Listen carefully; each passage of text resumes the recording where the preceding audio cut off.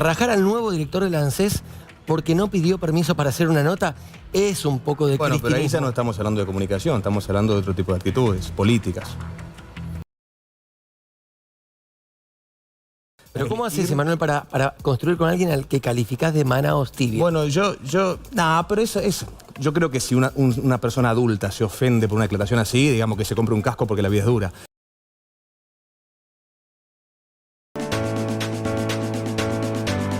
Y Emanuel Danan, está bien que te diga influencer libertario. ¿Por qué no? O sí, dame una alternativa. Yo soy un mero productor de contenido. Se nos llama influencer a quienes ejercemos influencia sobre el colectivo social, como dicen ahora. Bueno, excelente. Bueno, lo siguen, tienen mucho éxito en redes, Sabrina también. Lo que nos convoca hoy es CFK, Cristina, se ha mileizado, tengo que leerlo porque es un verbo. Neologismo. Un neologismo. Te lo pregunto a vos, ¿está ocurriendo esto? Yo creo que sí. Vimos el tuit de Cristina Kirchner de las últimas horas en las que arranca con un Che Milei, ¿no? Y ese tuit, bueno, se refiere a contenidos económicos del gobierno para cuestionarlos.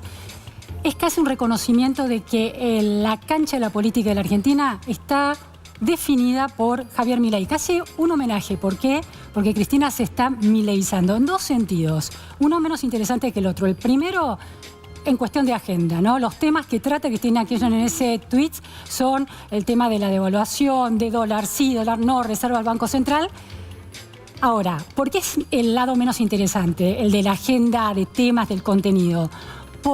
Primero porque en contenidos económicos el proceso del kirchnerismo está agotado, ¿no? Condujo a Argentina al fracaso. De manera que no hay nada que Cristina Kirchner pueda decir en materia económica por el momento que tenga legitimidad. Y la otra cuestión de que el tema de la agenda no es tan interesante es que siempre los oficialismos marcan la agenda, ¿no? Tienen un poder de fuego comunicacional y tienen además la lapicera, la gestión. La parte más interesante de ese tuit es otra cosa. Cristina está haciendo taller literario. ¿Qué quiero decir con esto? Que está buscando una voz política, un personaje político. Hay una transformación de Cristina Kirchner. Che Milei. Che Milei, el Mingo, tu ministro de Economía es un econochanta. Entonces, ¿cómo? ¿Cuándo no fue eso? Yo creo que No, fue al revés. pero déjame terminar la idea. Entonces, Cristina era, en el siglo XX, la política del siglo XX era el cuadrazo. La política que, como presidenta, cadenas nacionales de 1 o 2 horas sin leer.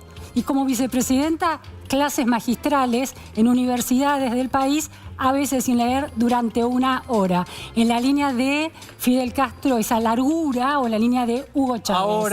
Y ahora es contundencia en redes. Contundencia en redes y con un idioma de suficiencia que casi parece el Gordodán. Ahí voy. Emanuel, ¿cómo estás viendo esto? Digamos, redes. No, primero, la comunicación sí. de redes la está haciendo el gobierno. Ya no es que no existiera antes, pero como principal método de comunicación, claramente es la Libertad Avanza. Mira, respecto de lo de Cristina, vamos por tema, por supuesto que no leí el tuit, Cristina es un cuadro político que ya ha quedado viejo, pero lo que sí veo, por lo que escucho que hablan, es que se está tratando de sumar a los tonos y a la agenda de un sector ideológico que está ganando terreno, ¿no es cierto? En los modos, yo lo veo incluso en algunos colegas de ustedes que pretenden hacer de cuenta que siempre han sido quizás irreverentes o esbozan alguna que otra mala palabra y les queda medio mal, queda medio forzado, pero tiene que ver con los modos que se usan ahora, con los medios alternativos, con los medios digitales, con las redes sociales, y eso, bueno, se ve tristemente en Cristina tratando de hacer una imitación de eso que, por ejemplo, en el caso de Javier, siempre estuvo presente, ¿no? A él jamás le han interesado los modos, jamás le ha interesado verse como alguien políticamente correcto. Y después, bueno, ¿qué va a discutir si no la economía o lo que sea, tratando de colgarse de la agenda que está ganando terreno en la batalla cultural? Y respecto del tema redes, me parece que más allá de una cosa del gobierno actual, estamos frente a un cambio de era y ante una revolución de las comunicaciones que se ve no solamente acá, sino, por ejemplo, en la más reciente elección de los Estados Unidos, ¿no? Donald Trump ganó, arrasó y sus principales comunicadores son influencers, como dijiste vos, productores de contenido, creadores de contenido, personajes que han generado influencia a partir de sus propios medios, a partir de sus propias redes. Entonces tiene que ver con un cambio cultural y con un cambio de era al que se tratan de prender algunos personajes siniestros que ya les queda mal, les queda forzado. Sabri, ¿qué piensa? Cristina es la gran perdedora del momento. Lo vimos en la sesión pasada, cuando tratamos las PASO, quedó clarísimo, incluso en Unión por la Patria, que ya no le hacían caso. No le contesta a Kicillof, no le contestan el teléfono los gobernadores que ella apoyó. Estoy pensando en Zamora, estoy pensando en Infran. Mañana vamos a debatir ficha limpia y va a tener media sanción. Y Cristina es la gran chorra. Cristina, mañana nosotros vamos a estar diciendo que chorros y política, asuntos separados. Y Cristina es el máximo ejemplo de político que afanó en este país. Gonza. Yo discrepo con lo que plantean, me parece hasta un tanto ingenua la mirada de creer que Cristina está mileizada por el hecho de que Cristina... Hasta te diría que es muy edulcorada esta Cristina. Cristina es la Cristina del 7D, es la Cristina que basurió un pibe en Harvard, es la Cristina que nos mandaba a putear a los periodistas en la calle y la pasábamos muy mal. Y me parece que hasta incluso, sin llegar a ese extremo, Milei está cristinizado. Cristina tiene dos variables. La primera es construir siempre en base amigo-enemigo. La segunda es el disciplinamiento, incluso usando a veces hasta la violencia para con los propios. Digo, Milei hasta ahora construía en base amigo-enemigo. Hace 2 semanas vemos cómo está disciplinando. Para mí el fenómeno es a la inversa. Veo un Milei más parecido a Cristina que una Cristina parecida a Milei. ¿Vos qué decís? Para mí no hay que confundir los tonos y los modos que se usan, por ejemplo, en las redes sociales a la hora de comunicar con, por ejemplo, apretar en cadena nacional a un jubilado. No creo que tengan nada que ver en ese sentido Cristina y Javier. Yo creo que de hecho se nota la imitación, entre comillas, si se quiere, porque queda mal. Queda simplemente mal. Manuel, rajar a una persona del gobierno por lo que hace un pariente, digo, rajarlo al director de la ANSES porque su mujer vota algo, rajar a la hija de Cavallo porque su papá dijo algo, rajar al nuevo director de la ANSES porque no pidió permiso para hacer una nota, es un poco de Bueno, pero ahí ya cristinismo. no estamos hablando de comunicación, estamos hablando de otro tipo de actitudes políticas. Pero yo quiero recordar una cosa, Diego, Menem, que dominó la imaginación social de la década del 90, no generó ningún político el intento de imitarlo.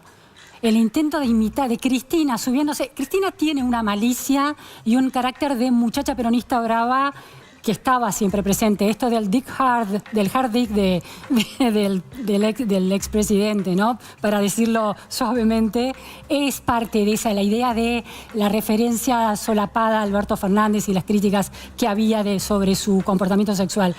Ya estaba esa malicia. Ahora está desbocada en el sentido de una libertad para el tuteo con el presidente, el tuteo con la ciudadanía, está en otro modo político. Pero chicos, yo me acuerdo cuando María Eugenia Vidal estaba en auge en la provincia de Buenos Aires y se vestía de un modo más simple y más cercano a la gente que la iba a ver a los actos, también hizo un ejercicio de mímesis y salió, creo que fue en la cancha de Racing, si no me falla la memoria, donde salió muy simple vestida, que no tenía absolutamente nada que ver con la estética. Es decir, hay procesos de visualización. Sí, el día que baila Candombe. Claro, no, ese fue otro día. Bueno, lo importante es que ustedes ven que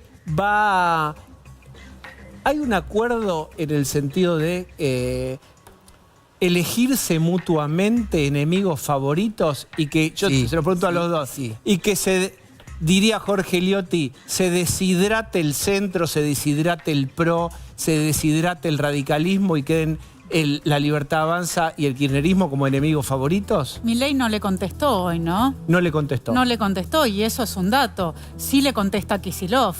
Entonces me parece que ahí también hay una estrategia que se está desplazando y que tiene que ver con que Cristina ya no le están respondiendo los más propios. Falta que le atienda el teléfono Máximo, nada más. Le contesta Caputo y creo que Milei también le contestó, no estoy segura. Caputo le contestó. Diego, fíjate quién maneja la comunicación de Cristina y quién maneja la comunicación de Milei y saca tus conclusiones. Porque ¿quiénes son? Contalo Son vos. personas que trabajan... A ver, hoy una de las principales... No quiero dar nombres propios, ni herir susceptibilidades. Ahora, un sector muy importante que manejó la campaña de Guado de Pedro y Sergio Massa, hoy trabaja para este gobierno. Y trabaja en tándem con una de las personas que maneja la comunicación de este gobierno. Entonces, no me digan que no hay un vaso vinculante. ¿Quién es? Son personas que trabajan en el ámbito técnico, no son funcionarios electos por el pueblo, con lo cual yo prefiero evitar dar nombres. Simplemente quiero dar fe de que existen vasos comunicantes de entre el gobierno y el kirchnerismo, y esto ya lo dijo hace 100 años Carl Schmitt, construir siempre en base a la confrontación con un otro es sano, efectivo y eficaz para ganar elecciones. No es nuevo. Esto es para redes, para que se viralice. Contestale a Asís y a Schmitt también. No, ya que estás. Vamos a empezar por una aclaración importante por si alguien está medio despistado. Yo no soy parte del gobierno ni de la clase política, así que desconozco cualquier tipo de arreglo o de elección de enemigos. Yo siempre he abogado por lo mismo. A mí me parece que al kirchnerismo hay que clavarle el último clavo en el ataúd, y creo que todos los que piensan más o menos de forma parecida tienen que estar unidos, tienen que aliarse y evitar lo que pasó en 2023 en la provincia, por ejemplo, que ahora estamos sufriendo las consecuencias. Así que yo creo que el enemigo... Pero ¿cómo haces, Emanuel, para construir con alguien al que calificás de manaos tibios? Bueno, pero eso es... Yo creo que si una persona adulta se ofende por una declaración así, digamos que se compre un casco porque la vida es dura. Ahora, me preocupa más, por ejemplo, y esto lo he dicho cuando había que decirlo en su momento, a mí hay personajes del gobierno que no me gustan, que no me parece que se construya, por ejemplo, bueno, el caso que mostraban recién con la caricatura de Daniel Scioli, pero siempre he mantenido lo mismo. Lo que piensan más o menos similar, que se unan, que formen alianzas. Si alguno se ofendió porque le dijeron... Bueno, Sabrina, vos sos Estoy absolutamente de acuerdo con lo que planteás, porque la realidad es que quienes estamos en el PRO, Gonzalo, justamente, ¿yo por qué empecé a hacer política en el 2021? Yo empecé a hacer política porque lo que quería era terminar con el populismo, quería estabilidad económica, quería previsibilidad, quería bajar la pobreza, quería reglas claras, y este gobierno lo está haciendo. ¿Cómo no lo voy a acompañar? Y no, la verdad es que no me ofende, porque no tengo la ofensa tan mirá el timeline del Twitter de los dirigentes de la Libertad Avanza. Es todo pegarle al PRO, pegarle al PRO, pegarle al PRO, pegarle al PRO. Digo, ¿no te ofende en serio? No, la verdad es que no me ofende, porque yo hago política para defender determinadas ideas que hoy el gobierno nacional las está representando. Entonces, mi papel hoy es acompañar esas ideas que siempre sostuve. Además, eso hay que aprenderlo del peronismo, que parezca que se están matando, pero estén reproduciéndose.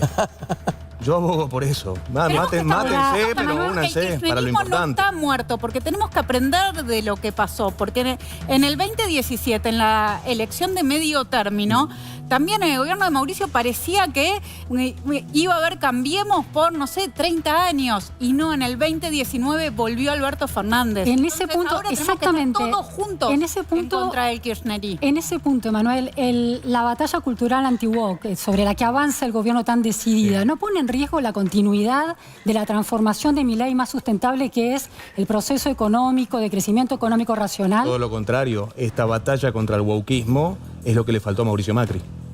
Esto es lo que a Milei le da... Cuando Macri gobernaba no existía conceptualmente el wokeismo. Existía el progresismo. Era un producto importado y lejano. No había llegado con potencia. Capaz no estaba en boca de todos acá como está hoy, pero éramos 3 o 4 locos que hablábamos de esto y éramos considerados... Bueno, estábamos cancelados. Yo, de hecho, estoy acá por primera vez en la vida. Agradezco que no existan más las editoras de género que me tenían totalmente cancelado y censurado. Pero eso es posterior. Esto es un fenómeno... Primera vez en TN. Primera vez en TN, sí. Ahora, Emanuel, al macrismo le faltó éxito económico, pero no tanto el tema de la batalla cultural. No ponía agenda el macrismo. Exactamente. ¿Cuál era la ideología de...? Soy parte del PRO, pero sin embargo nosotros no lográbamos imponer agenda, nos la imponía todo el tiempo el kirchnerismo. Exacto. Y eso hay una gran diferencia. Yo tuve muchas peleas, yo no estaba en el gobierno en ese momento, pero tuve muchas discusiones, porque eran varios, Durán Barba y otros, que habían dicho que a partir de la elección se había ganado la batalla cultural. Pero había un libre mercado de ideas muy racional, que había voluntad de respetar eso. Me obligan a recordar, Sabrina, me obligás a recordarte, sos vos del Pronollo. Sí. Que en 2017 ganó por paliza y el mapa argentino se tiñó de amarillo, había confirmado el triunfo, parecía, como vos dijiste, que se quedaban 30 años. Y el problema no fue una batalla cultural, el problema fue cuando empezaron las fallas estructurales de la economía y las corridas, donde todo el mundo decía, el que controlaba dejó de controlar. Ni siquiera fue el salto inflacionario, fue, el auto no le responde los frenos ni el volante, bajémonos. Pero fue económico, no fue un problema de batalla cultural. Nos corrieron con Santiago Maldonado, nos corrieron a No los corrieron, Diego, no, Sabrina. Diego. Santiago, es mi momento, es mi momento. Santiago Maldonado antes de las elecciones de 2017, hay 50 peritos dicen, este pobre muchacho se ahogó. Si lo hubieran plantado muerto la gendarmería, se terminaba el gobierno de Mauricio Macri, pero no ocurrió. Y ahí la aguantaron fuerte. Y Patricia Bullrich, que podrás tener las críticas que quieras tener, aguantó fuerte, voy a ponerme canyengue, aguantó los trapos fuertes. Entonces, a mí me parece que jugar con el diario del lunes... Diego, chicos, el factor cultural fue determinante. Hubo un montón de gente que de buena fe y estudioso y democrático creía que la fuerza de seguridad se lo habían chupado. Y lo creía no porque quisiera voltear a Macri. Nunca dijeron me equivoqué. Bueno, no importa. Salieron Lo que con te quiero decir... cartelitos en una universidad y nunca dijeron, ¿saben qué? Nos re equivocamos. Bien, yo creo que Porque manda no había la economía. una batalla cultural que los acompañara. Con la batalla cultural... Fue tan determinante el factor cultural, Diego, que ¿cuál fue la campaña que hizo el kirchnerato para volver en 2019? Que íbamos a comer asado. Esa es la economía, Emanuel. Es un factor cultural. No, pero es el costado económico. Es el costado Nunca que mostraba Diego, la parrilla ¿qué economía? oxidada ¿Cuándo explicaron con cómo la- iban a poner guita en el bolsillo de los jubilados? Nunca explicaron cómo iban a hacer nada. Nunca explicaron absolutamente yo estoy de nada. acuerdo Fue de un aprender factor sobre cultural. los errores. Lo que Ellos quiero decir supieron es que la comunicar. economía... Pero sobre la faceta económica de la batalla cultural. No se Por supuesto, quiso dar es una batalla faceta, cultural. pero Era globos, era justamente no discutir. Lo que se creía que había que hacer en el 15 era anti-kirchnerismo y acomodar lo que el kirchnerismo había hecho mal. Por eso el kirchnerismo siguió imponiendo agenda. Por eso No había un mandato de reseteo del sistema como hubo ahora. Hubo un mandato de corrección, no de reseteo. La ventana de oportunidad que tiene la Libertad Avanza, y ojalá la aprovechen, es de la gente, no toda, pero una buena porción está dando una oportunidad de reseteen el sistema. No lo tuneen un poquito. Yo creo que no tiene nada que ver, y el análisis con el diario del lunes es muy justo. Es la autopsia equivocada. De todos modos, Yo lo que te puedo avancen decir con es la... que en el con la- 16 pero, Diego, yo estaba esto en no- la Casa por- Rosada diciéndole a Marcos Peña que se están equivocando no llevando adelante una batalla cultural. Y estaba ahí sentada en el 2016. Pero el reseteo que plantea la base amplia de votantes de Milei, no está claro que sea esa batalla cultural ampliada hacia la guerra anti-woke. Básicamente lo que llevó al balotaje, al triunfo a Milei, es una base que incorpora al PRO y que tiene que ver sobre todo con el ingreso a una macroeconomía razonable y a un crecimiento económico razonable. Como reacción al kirchnerismo que Sí. estaba tomando todas las políticas. Pero ¿cuáles fueron los dos logros más importantes de Alberto Fernández según él mismo? El aborto y el documento no binario. Por supuesto que iba a haber una reacción contra eso y por eso Bullrich y Milei fueron los más votados y la alianza entre ellos dos logró que ganaran el balotaje. Ahora, no quiero dejar pasar esto.